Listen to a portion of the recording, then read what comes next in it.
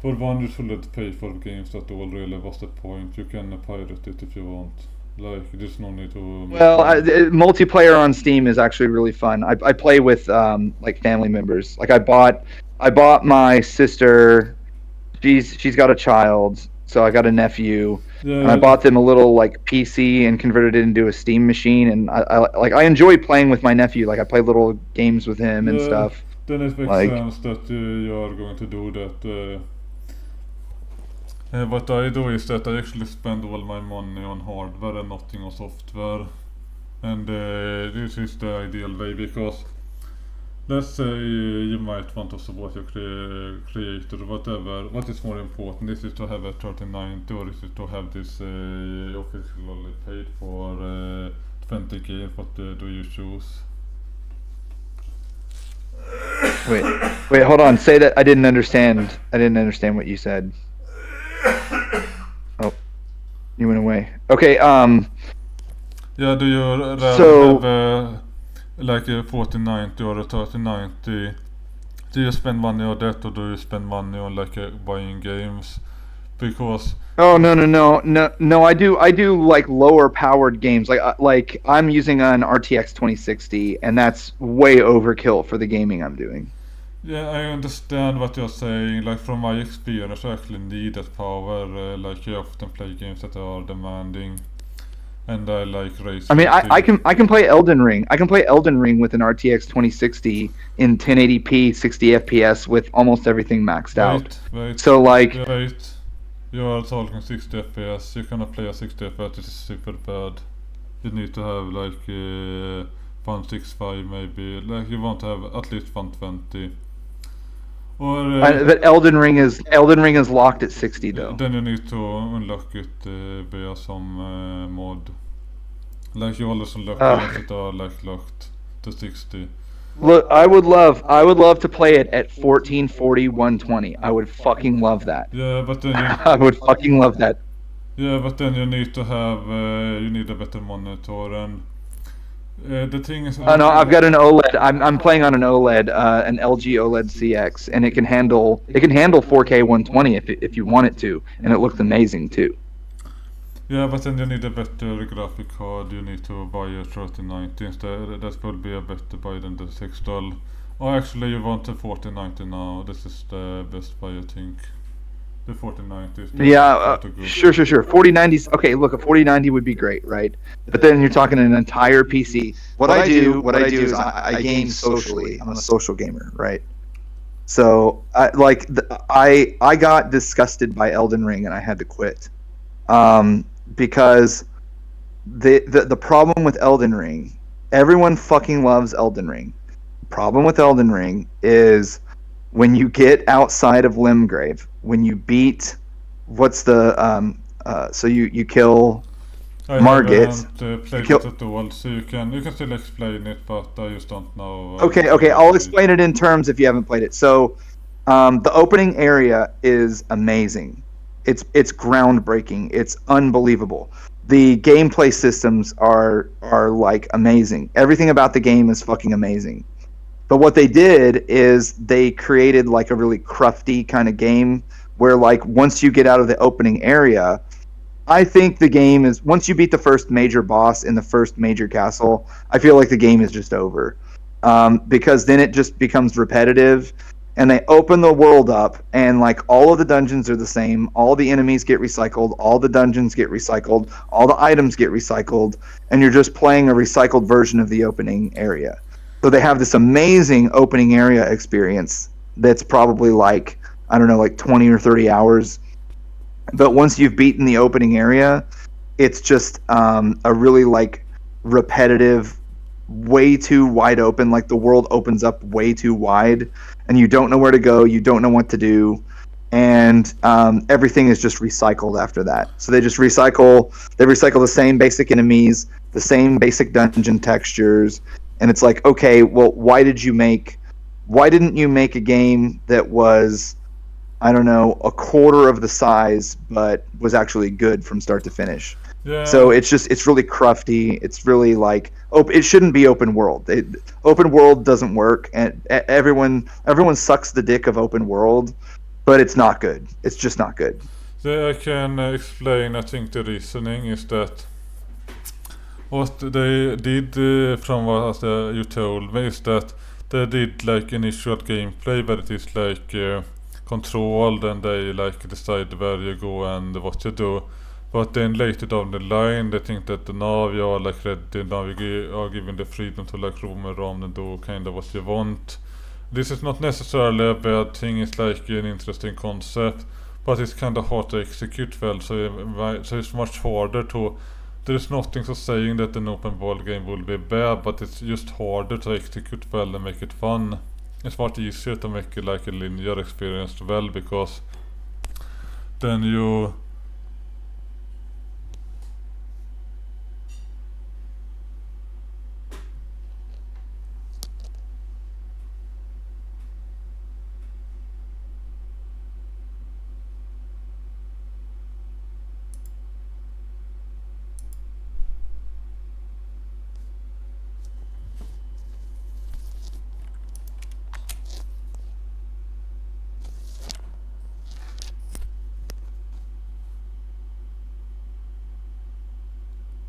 Okay.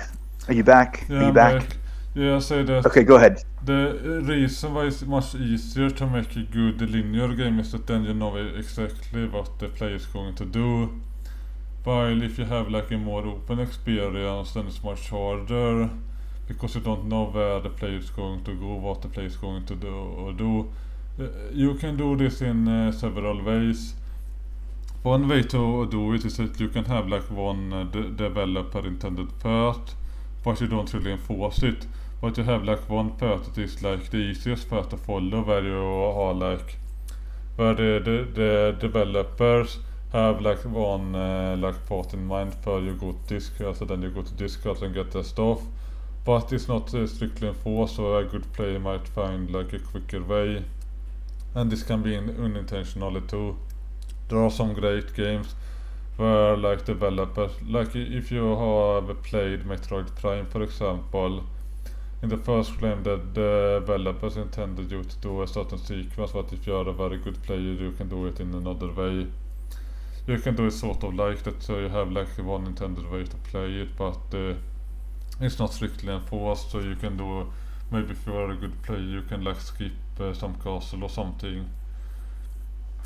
You can also do maybe what Elden Ring did, is that they have this crafted opening sequence, but then after that they open up the world, so you can like more be like a free agent. And this might be a way to get more like playtime, because it takes a lot of time to do this handcrafted stuff.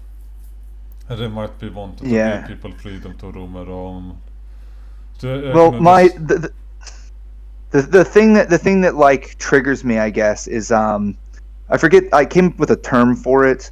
I've always wanted to do like a game development like social media page, like a YouTube channel, where I say like, this is what you should be doing with your game. So what Elden Ring should be doing is I forget the term I used, but so in Elden Ring the rewards are like fixed. So if I go kill a boss, I get the same reward for killing that boss no matter what. Like I go to a boss, I kill that boss, I get the item off that boss. And if I find a treasure chest, no matter when I play it, it's always going to have the same item in it. And one of the things that happened is I was playing Vagabond, which is, it's like a high armor melee strength base class, right? So I go to Liurnia of the Lakes, which is the second major area of the game after you beat the first major boss. So you go to Liurnia of the Lakes, and all of the loot that drops in that whole entire zone is for the sorcerers, like the wizard, whatever the fuck it's called. I forget now, I haven't played it in a while. But it's all like magic wands and magic helmets, and there's like the second major dungeon is basically Hogwarts. Like it's like a Harry Potter type level. Like it's like a magical castle, like a magic academy. Well, anyway, that entire zone, all of the loot is for sorcerers. And so like I had this experience where I was like, I didn't get a single piece of loot. I played like the second 20 hours of the game, and I didn't advance my character at all. I'm still swinging the starter swords, and like this isn't going to go anywhere, and I don't know where to go after they open it up too much, and they don't tell you where to go. They don't tell you how to get out of Liurnia. And so I'm stuck in Liurnia. I've been grinding and grinding and grinding. I haven't gotten anything. And I'm just like, okay, fuck this game. This is not going anywhere. Like I felt like I got trolled. And I'm like, well, you know, people say, oh, well, no, you need to play the sorcerer. You need to do this. You need to do that. And I'm like, no, they need to make the game good. And so I call it modular loot. So modular loot would be when you kill a boss, the boss drops a weapon part, and anybody can take that weapon part and craft a weapon for their class. So so there's a bit of upgrading and a bit of side grading going on at the same time. You don't necessarily so if need to do like that. You can also have like items that are not specific to your class or whatever. So whatever you get is like let's say for example you play let's say there's like an open world game like Far Cry 2 like there you can have like maybe you just find a gun, and regardless of what character you are, that gun is still useful. the items are stat locked, so Yeah, they have like but you don't need to do anything of the stat locking stuff. Like, I think this might be an issue with game development. Like, if you have played, let's say, Metroid Prime, for example, because I'm familiar with it, when you get the weapon there, you get the weapon. There is no like unlocking or anything. You get the item and then you can use it. You don't need all that bullshit. Yeah, I agree. Yeah, there are a lot of issues from the Souls series that carried over into Elden Ring, and the problem with the Souls games is that like the audience is attracted to frustration. Like, they think frustration is a good game mechanic, and it's just not. And you don't have to make a game frustrating to make it challenging, and they don't see the difference between challenge and frustration. Like, and I think the Souls games are actually really bad. I don't think they're good. I'm not a fan of them. I've never liked them. And Elden Ring had this little bit of goodness that I enjoyed, and I actually rolled 12 classes and played them through the starting zone, but I couldn't get through the second part of the game. I just couldn't get through it. Yeah, what I would say is that I have played hard games. Are you familiar with Kaizo Mario? No. This is like ordinary Mario in terms of mechanics, or at least similar, but then here they have rearranged the level to make it extremely difficult. So one of the hardest instances of Kaizo Mario that is like human beatable is Kaizo Mario World 3. So I actually played it, but I used save states. And then there was a boss where I was seeing that maybe I can beat this boss because I wanted to beat the bosses without save states. So I just played this boss without save states, where you need to grab at the same frame, you grab a box at the same frame as you jump, and then you have to do that 3 times, and then you need to throw up the box and time it correctly.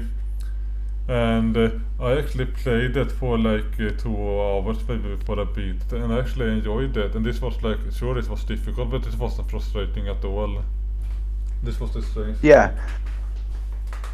Yeah, I guess, I don't know, like Elden Ring has a crafting system that's completely useless. And like the crafting could be fun and it could have utility, and like, so there's materials all over the world, but like there's no class, all of the crafting is just complete fucking garbage. And that's a part of the game they shouldn't have even put in there. Like, they should not have they wanted to put crafting in it because they wanted to be like Breath of the Wild and say they had a crafting system so people would buy the game, but they didn't put any development time at all into the crafting system. It's complete garbage. It's useless. So I felt let down by the crafting system, because that would be fun. Like, if I wanted to play like, and there's a lot of play styles that should be supported that aren't, like archery and stuff like that. I don't know. There's just all these. I'm trying to think of another thing. I had another like major issue with the game. I'll have to think of it, but no, they don't know the difference between frustrating and challenging. Like, cause like if you play an NES game, let's say for example I play I don't know, Battletoads. Battletoads is known as like a very challenging game. The thing about Battletoads is that each time you play through a hard level, the game is designed in such a way that you're always making a little bit of progress. And the thing I don't like about Elden Ring is one of the things that kind of defined the Souls series is that the difficulty was static, and like if you beat Dark Souls, it was on the same difficulty as everybody else, so it was like a badge of honor. But Elden Ring has a lot of grinding mechanics in it, where if you get stuck, you can just grind your way past it, and that's like completely against the spirit of the Souls series. The Souls series, you can't grind your way around anything. You have to go through the fight the same way everybody else goes through the fight. You can choose your weapons and choose your playstyle, but like the difficulty is kind of set. But with Elden Ring, if I want to, I can go like dig out some overpowered weapons and grind. I can easily grind my level past the boss and just blow it up. Like, and you can nerf the game to where it's not even challenging. And like a lot of people thought that was a positive move for the game, but it's actually not. It can be both good and bad. Like, if I want to defend it, I will say that you actually want people to be able to, let's say you are like a bad player, then maybe you can like go and like try to find items. Like, let's say you have like some hidden items spread over the world, then you can go to find all these like hearts or whatever over the place and get more health and be able to beat it easier. While if you're like too good, then you're not giving anything like that. Then you can play it too fast, and then it is harder. So it's not necessarily a bad thing, but I can understand why some people don't like it. But I can like get the reasons for like having at least some levels of like you can have like health stop. You can have what I really mean is that you have these skippable upgrades. You have these upgrades that you can find that makes the game easier, but you don't really need to beat it. This is not necessarily a bad thing. It can be a great thing actually, because then you can choose to like skip items and make it harder for you. Yeah, well, I guess this sort of like I don't like the whole choose your own difficulty thing. I think difficulty settings, like it's fine. Like, let's say for example, you want to have a game with easy, medium, and hard difficulties. Well, if you want me to play it on hard, give me an incentive to play it on hard and give me a disincentive to play it on easy. And so, like, I don't know, you have to play it on hard to get the best ending, or you have to play it on hard to get the Gatling gun, and then you can go back and play through the game with the Gatling gun. Like, you've got to match some reward with some effort. Like this idea, like, oh well, like, I mean, if I want to just walk up to the very first boss in Elden Ring and fight him with the starting gear, I can. Like, and I can challenge myself to that, and I can say like, oh look, I beat Margit with the starting gear and I didn't level up, and like, oh, it was so hard, and like that's like an achievement, right? They want to like break everything down into an achievement, but I want the game to not have achievements. I want the game to have like Nintendo games. I guess my main complaint about something like Elden Ring, like a bigger picture thing. But even if you look at if you have played Super Metroid, like they have these things where you have all these upgrades that are skippable. But what I will say is that I am against having too much things that you can get to make it so easy. So I do think that you want to have like sure, you can have like energy tanks, like in Metroid Prime 2 you can get these energy tanks that give you more health, but you can skip them if you want. But even if you have all the tanks and play at it's still challenging at the highest difficulty. I do however think that you also unlock, they have two difficulties. I started and you unlock hyper mode, and I was actually playing it on hyper mode difficulty, but I actually kind of enjoy this difficulty option, because from my experience most games are way too easy. So I like having the option to play it in the harder mode. I don't really care about any incentive for that. Yeah, I mean, different players are going to want different things. I guess my criticism of like Elden Ring itself is like if you think about the gameplay loop, like take Super Mario. Hey, what's up? Oh, hi, It- Defran. This is being So- recorded currently. I might not publish this part, but I'm just telling you. Got it. Good luck. Okay. Okay, so if you are isn't Tina YouTubing now? Why is she? I don't know. Why is she being skittish about being published? I don't know. Okay, so with respect to gameplay loops, like if you look at the original Super Mario, the gameplay loop starts out very simple, like hop over this Goomba, break a brick, right? And then as you go through, there's going to be different things inside the bricks. There's going to be harder jumps. There's going to be more complex enemy patterns. But you take this basic gameplay loop, and as you're looping that gameplay loop, you're adding variety to keep it interesting. But you still have a basic gameplay loop. Now, if you look at something like Elden Ring, that basic gameplay loop is something like this. Run around the world, pick up a bunch of shit, go into caves, see what's in the cave. Oh, there's a boss at the end of the cave. Kill the boss, get an upgrade. There's enemy camps that are kind of like overworld dungeons. So you raid the enemy camp, kill all the enemies in the camp, sneak around, murder, kill. There's treasure chests in the camp. Open up the treasure chest, get the loot. Upgrade your character, move on to the next dungeon or whatever. But it's basically either a cave or a dungeon or an enemy camp, because the enemy camps are structured like dungeons. And so you just go from one to the next, killing everything, and it's kind of like solving the puzzle. Like, do I need to stealth? Do I need to? And sometimes it's like a maze, and you have to like figure out the layout of the cave and stuff like that. And there's little like puzzly things like that. But there's sort of a basic gameplay loop, and that gameplay loop is really, really good throughout the first part of the game. It's like really, really well structured, and you're always coming upon another enemy camp, trying to figure it out, what your approach of attack is, which weapons should you use for which enemies, which special powers, and blah blah blah blah blah. So like, to have a game that is good, quote unquote good from start to finish, it has to have gameplay loop integrity. And if that gameplay loop ever breaks down, the example I like to use is World of Warcraft. You have this beautiful gameplay loop from level 1 to level 60, where you're leveling up, and then when you hit level 60, they pull a switcheroo and they change the gameplay loop, because then it turns into raiding dungeons with a 40-man raid. You're like solo your way to 60. When you hit level 60, you have to like join a guild and raid, right? So I don't like it when a game switches the gameplay loop on me. And I think Elden Ring pulls a switcheroo on your ass. And when I hit that switcheroo, I give the game the middle finger and I quit.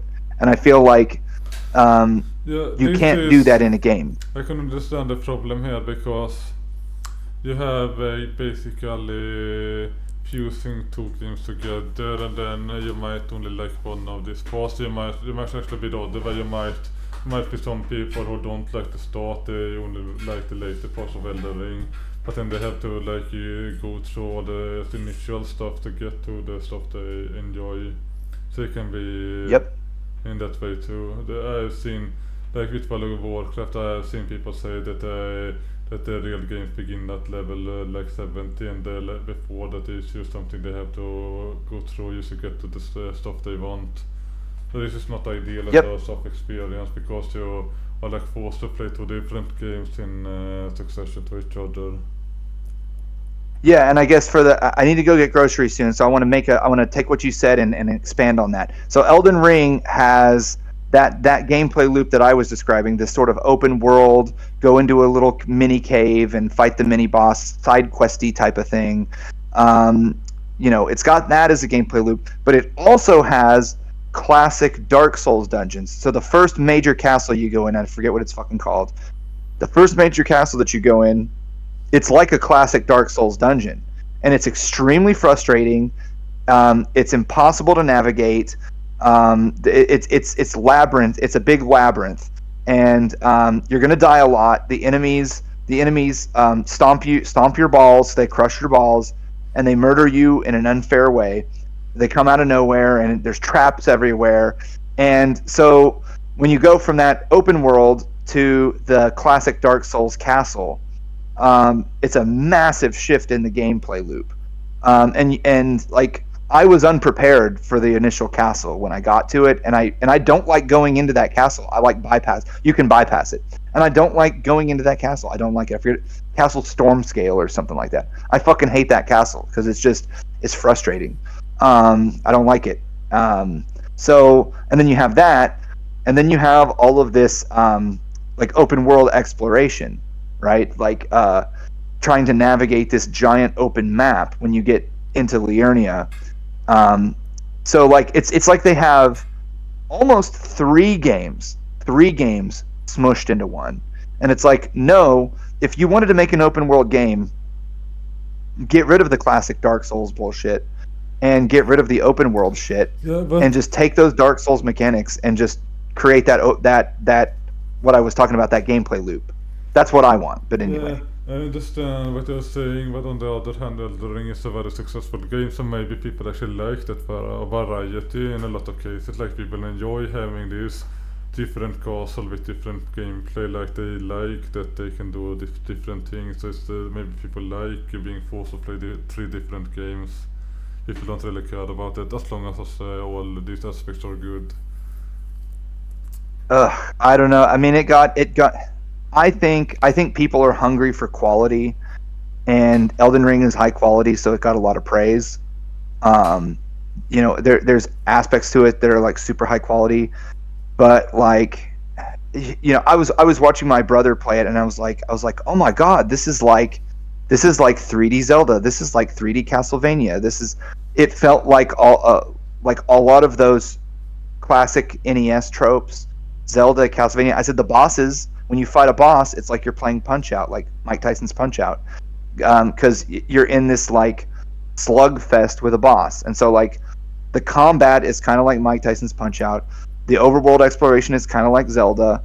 The aesthetic is like Castlevania, and so I feel like it's got this nostalgia bait in it, where there's all these like classic gaming fantasies that get rolled into one thing. I felt like I was watching him play a true 3D Castlevania game. And I was like, oh, this is like 3D Castlevania, but good.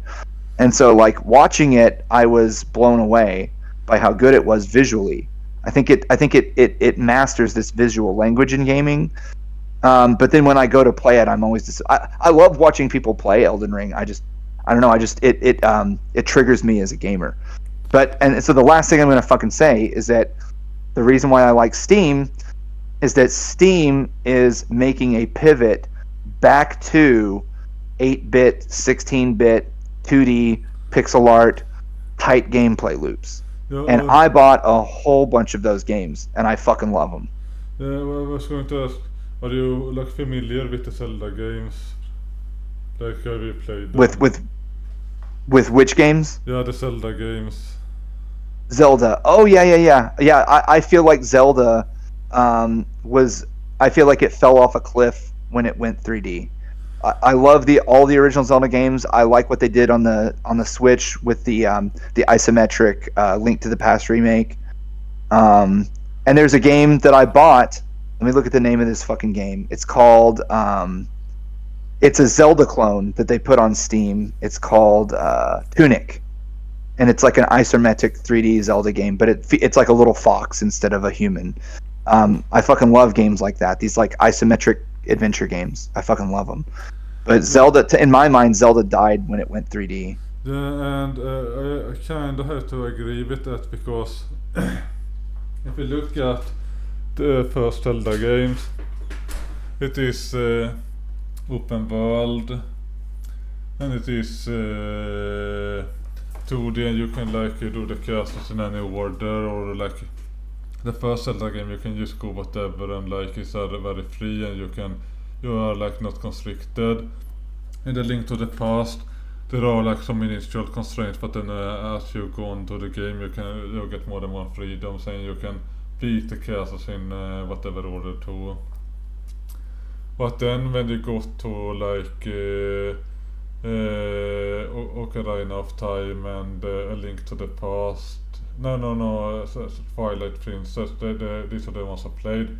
Like Twilight Princess is linear from the start to the end, so they like removed what made the original Zelda kind of interesting. And what made Twilight Princess. Did you? You know how people like hate fuck? I hate played Twilight Princess. I played it just to bitch about it to everybody because not only is the game itself linear, the combat is linear. Like they constrain how you work your way through combat in that game. It's horrifying. It's one of the worst games I've ever played in my life. Yeah, I remember playing this as a child, and I did finish it, and I played it more than once, but this was like when I didn't really have much else to play. But even then I was like kind of frustrating. I was like, this game really isn't what I expected. And then I got the Metroid Prime 3, and this was like, wow, the games can actually be good. This was like shocking to me because I kind of compared it. So like, yeah, think about the difference in design strategy between the Prime series and the Zelda series. Like the Prime series held to all of those design principles from Super Metroid. They instantiated it in 3D, and that's why they're such classic games. I do agree with you. I think the Prime games are like they've aged extremely well for sure. And I can explain the difference. For one, Metroid Prime, at least 3, but also like right now, they have good controls. Like you are not frustrated by the controls there because it does what you want. You aim and then you shoot. Like especially on the Wii, they did the controls really well with motion control. Sure, it's not as accurate as mouse and keyboard, but it just works. This is like the great thing. Like it works. So you don't really get the console thing where, because a lot of console games in the past have been like stick aiming, which is frustrating and inaccurate.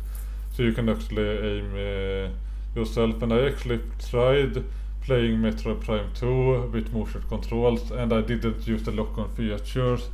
They have like most console games, including Metroid Prime, you can lock onto the target and you like shoot, and it's very easy to aim. It's even automatic originally, so didn't even have to aim. I played it like without any aim assist at all. I just used the motion control and it worked fine. So you have this better, you have good controls.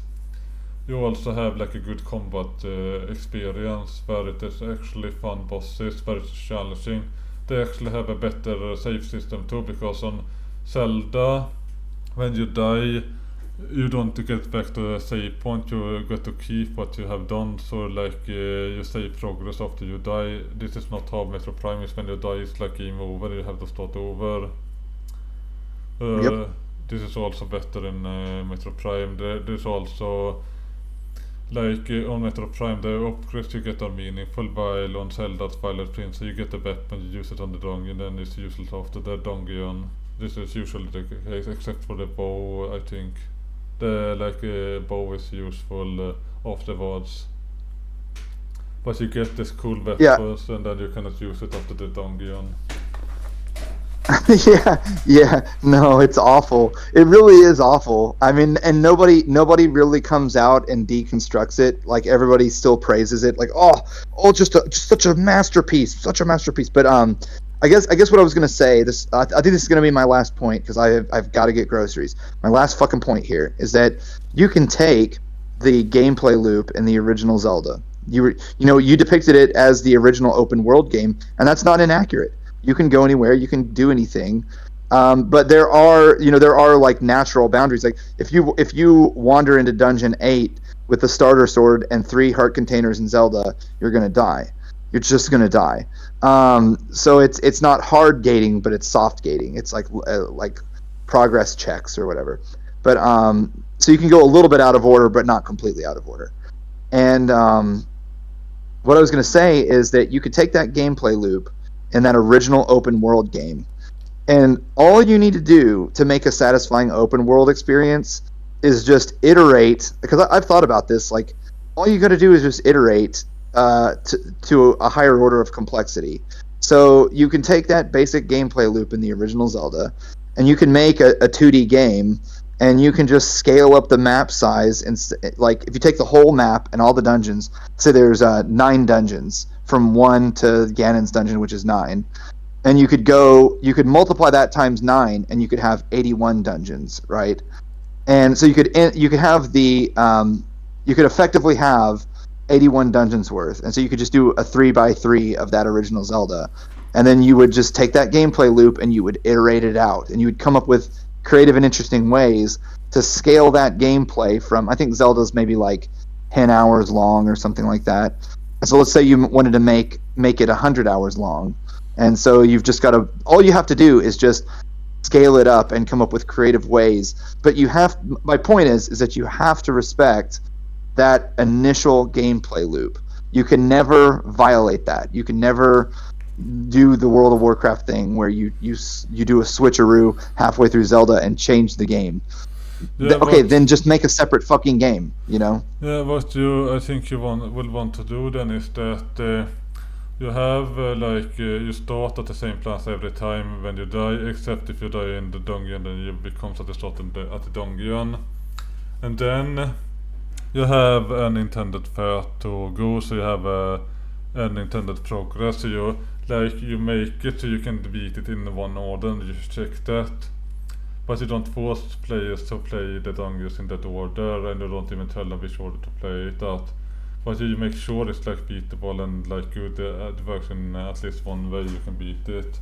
And then you just let players do what they want, but and it will be just fine. But game developers refuse to do like simple good games, like they really refuse it. They have to then they have to add like microtransactions and loot boxes and oh, you have played too long, now you have to wait 20 hours before you can play again because there is something you have to like build something, and then you have to wait like a week before it's finished. Or you can pay $100. That's fucked. No, please, no. That's fucked. No, because okay, so instead, I would walk back what I said about Zelda, in terms of the scale. You wouldn't want to scale it up 9 times because I think you'd run out of ideas for how to scale it. But you could take the original Zelda and scale it to 4 times easily. So like, you could make it a 40-hour game and respect that gameplay loop. And then I guess I did want to say that on Steam, if you look on fucking Steam, what you're saying about developers not wanting to make these more simplistic games with simpler gameplay loops, that's actually not true. If I shared with you the list of games I had on Steam, or I could just reference you, maybe in VC, I will link to a YouTube channel that covers indie gaming. In the last 5 years, those simple, satisfying gameplay loop games have exploded in popularity. And there is a huge... I just came back, but yeah, I have to agree. Indie scene is exploding. AAA gaming scene is plummeting. Sucks dick. Yeah. Yeah.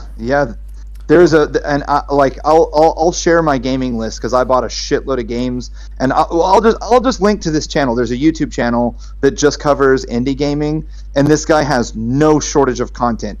He puts out videos all the time, and I'll watch his videos and I'll be like, I want that game. That game looks cool. The art in that game is amazing. Oh, look at this new gameplay loop that someone came up with. Like, people are coming up with these creative new tight gameplay loops where you sit down, you play the game, and you just fucking enjoy it. Like I don't know if you guys have played Vampire Survivor. That went crazy viral. And I've been addicted to Vampire Survivor. I don't know if you guys know what that is, but I mean, that's a part of that indie revolution. It's got a very tight gameplay loop that's addictive. And so I can just sit down, and the rounds are like 20 minutes. If you survive the whole way, it's a 20-minute gameplay loop, and then you're happy, and then you do something else, you know? What I will say is that I personally don't really like playing 2D games anymore that much. So I avoid a lot of indie games for that reason. I also don't like games that have like bad graphics. So I want the game to look great. I like ray tracing. It's not necessarily, but I want the game to look great and be 3D. So this kind of... Okay, so you're... Yeah, so wait, so you're into a more immersive audiovisual experience then? Yeah, I guess. I like 'Cause 3D because I like having like control and options. I think 2D is too simplistic and limited for my taste. Like Yeah, well, I guess, yeah, it's like I want to play a game for the gameplay loop, and I don't care so much about the graphics or the immersion or whatever. I like it. I enjoy playing Elden Ring, but when the gameplay loop falls apart, I can't keep going. That's what happens for me. yeah, but I really But like. I want to have nice visuals. I want to have something nice to look at. Like there's so many games. If the graphic isn't there, I just don't play it.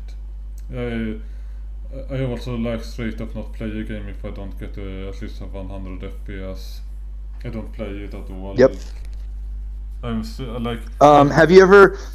Hold on. Have you ever tried to go back and get a high-end CRT monitor? Have you ever thought about doing that? No, absolutely not. Like a Okay. 165 hertz monitor.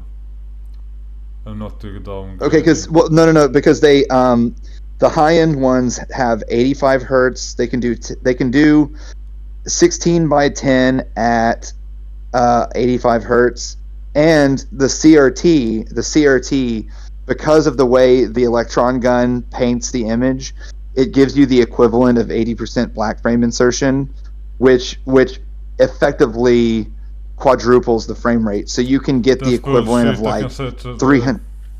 No, that's bullshit. I can tell you right away. This bullshit. It doesn't work like that. You need to have a raw high frame rate. There's no way around it. Like a no master. Okay. You.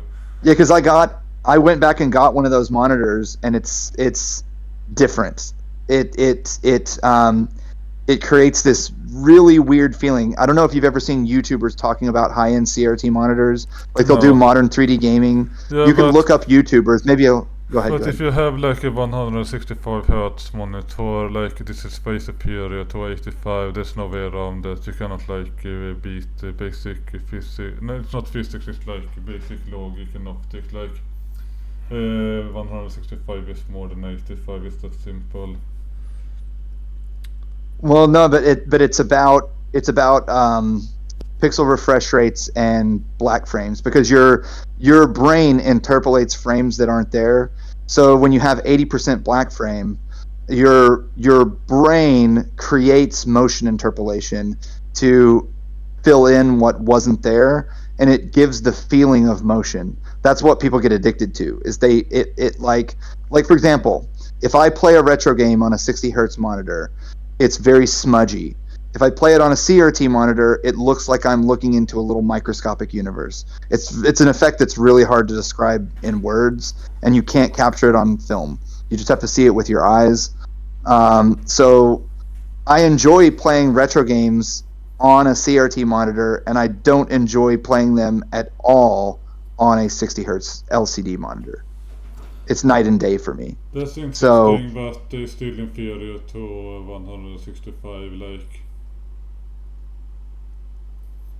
That's- Well, because it's like I said, your brain interpolates the missing, like Yeah, when there's if you black play- The frame. thing is, if you reach above 100 hertz, it's around there, then it doesn't matter. Like it's just fine regardless of you don't need a CRT above 100. Then it's only below like 100, but it might like compensate for low frame rate.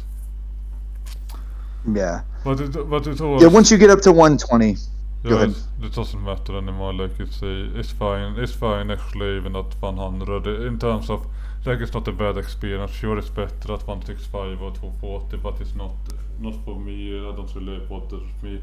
Like if the frame rate drops down to 100, don't really care that much. But if it takes this, What about G-Sync? Do you have to have G-Sync? Of course, you need to have like FreeSync or G-Sync. Then this is obvious. Like of course. Yeah.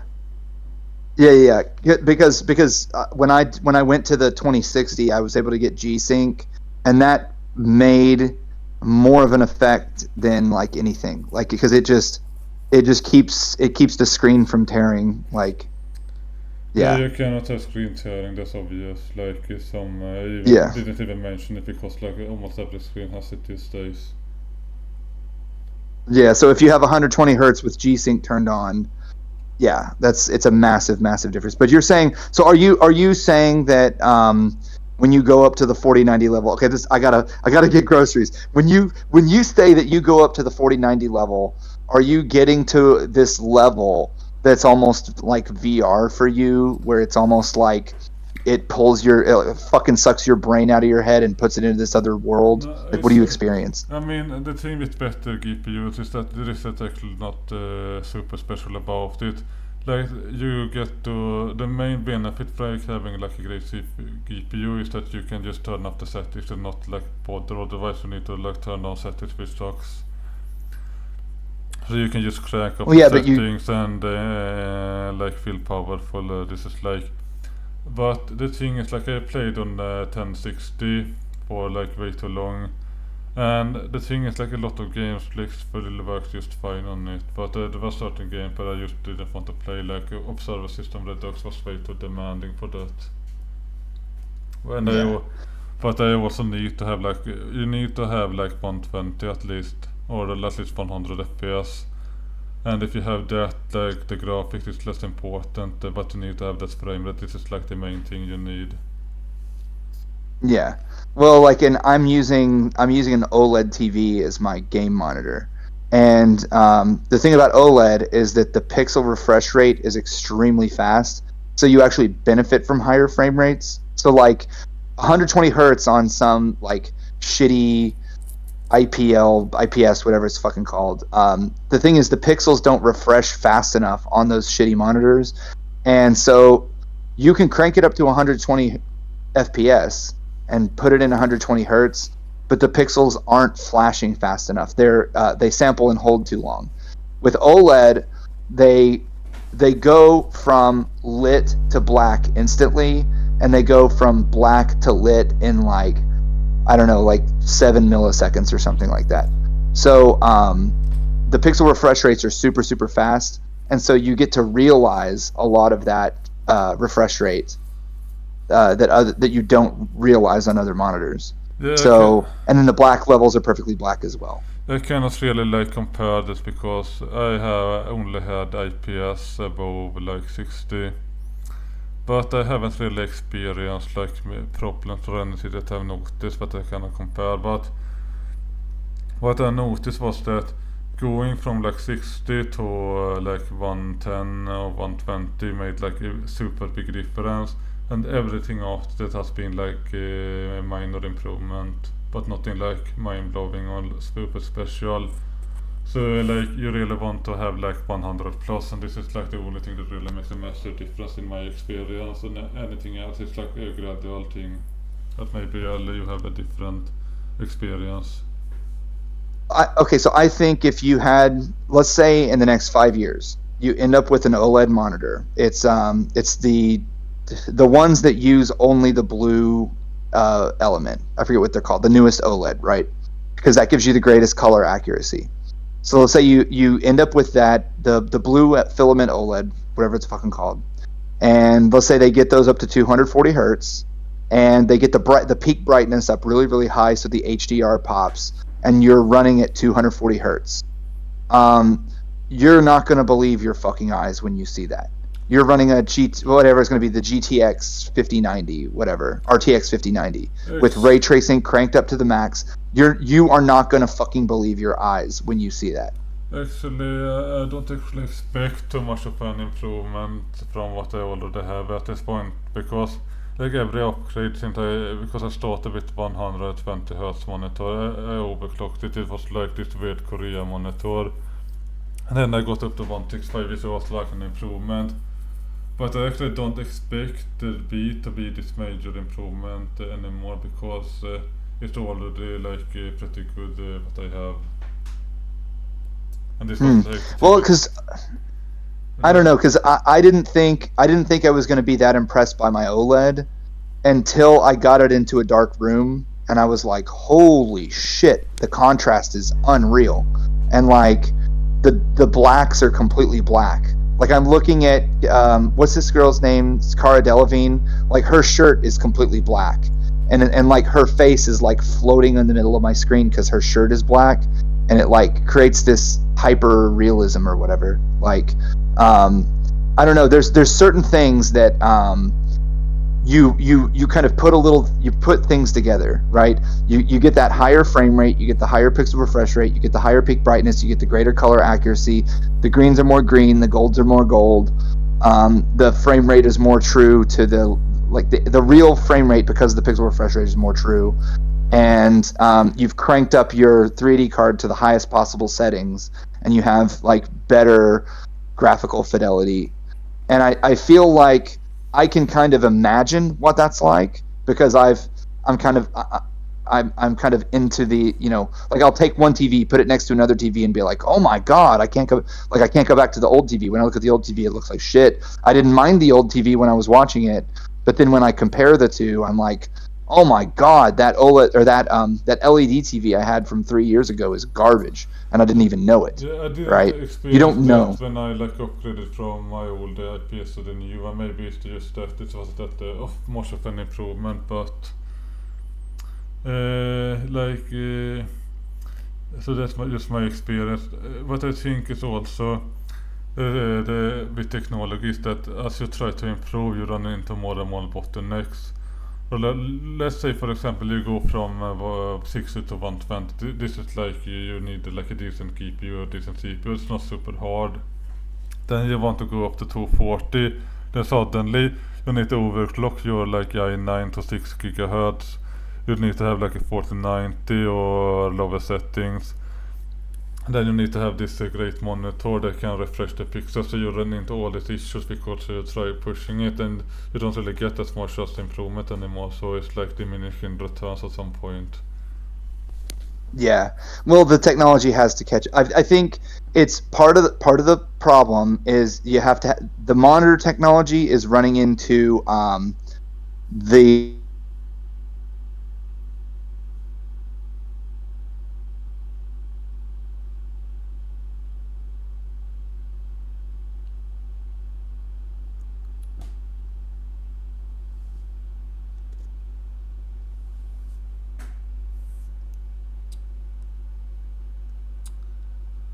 You cut out